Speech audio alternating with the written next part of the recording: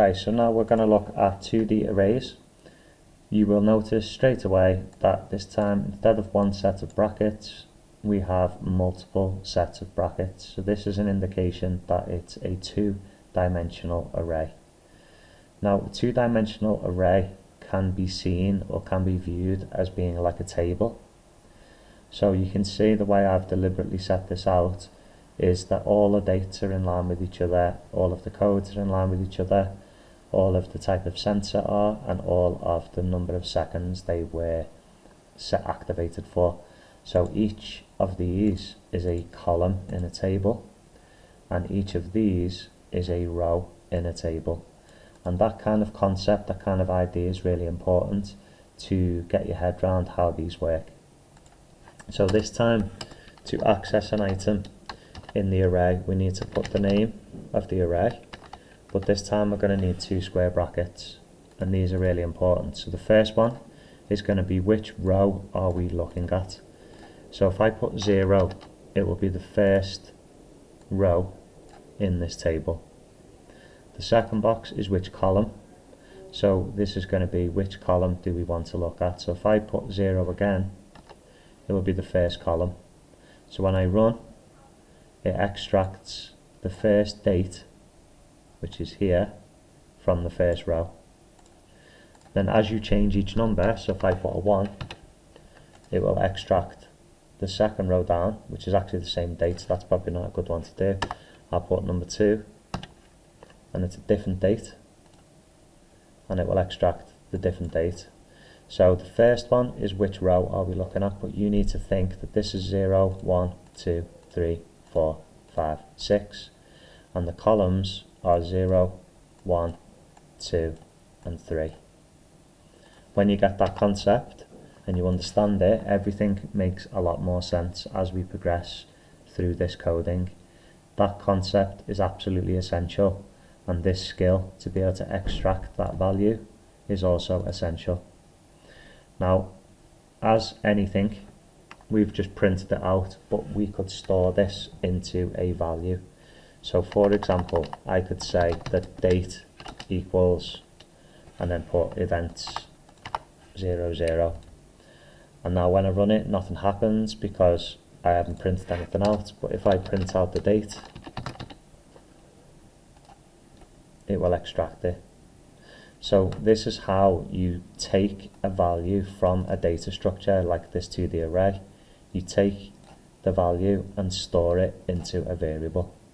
And this skill is essential for the hardest questions that you get on GCSE computer science. We need to know how to do this. So the next step then is, how do we do this on repeat? So let's say, for example, that we wanted to say if the date is into a search date, if it's the same as a search date, then we'll put print found.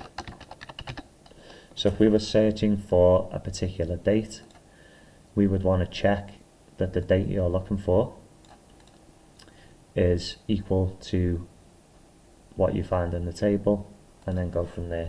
So I'm going to say search date equals input, enter a date, e.g.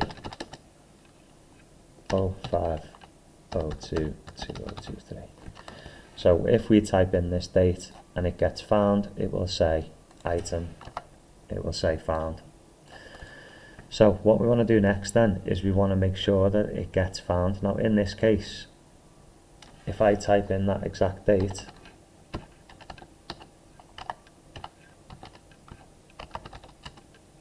it says found, but that's because it's the first one that we access in here. If I type a different date in, like the 07 one, it will say nothing, because nothing has been found. So nothing happens.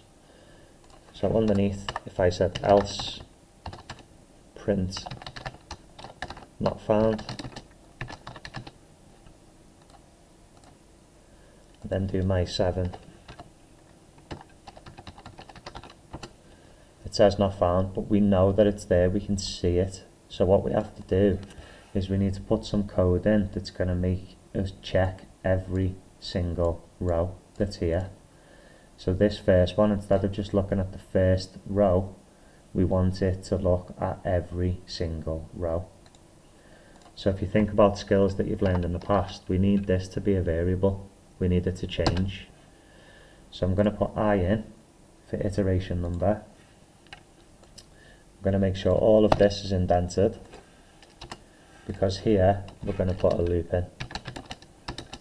So for I in range, any time where you need to repeat something and there's a set number of items in a table, we can use a for loop. So for I in range is the structure that you want to put in, and in the brackets we want to say how many times we repeat. So 1, 2, 3, 4, 5, 6, 7. There are 7 dates, so we can put 7 in. So what will happen now is I will start at 0 and it will check the first one, then the second, then the third, then the fourth, then the fifth, then the sixth, then the seventh, and it will check all the dates to see whether it is found. So it will store every date, it will check if it's what you're looking for, and then it'll do the next one and the next one and the next one. This structure of code here is really worth memorizing. It's worth practicing. It's worth getting your head around to understand, because you will have to do this in the test. You'll need a for loop, you'll need to access an array, and you will need to check what you've found. So let's test this one. This time if I put 07, 02, 2023 in, good time to crash. It's searching through and it should find it, but obviously my IDE has just crashed. But that is the structure that you need to follow. It's going to check every row and it will find the item when we do it.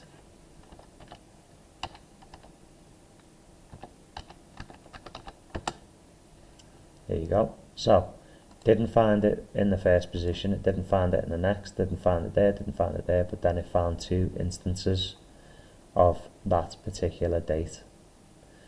So this is where you can really, once you get one skill and you start putting it together, everything starts to fall into place, because then you could keep track of how many times. So you could say total equals total plus 1, using the skill that we learned earlier.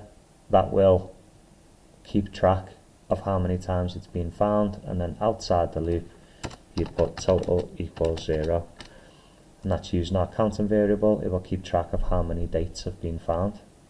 So all of these skills can combine to create a really good algorithm that's as hard as you are going to get in a GCSE test.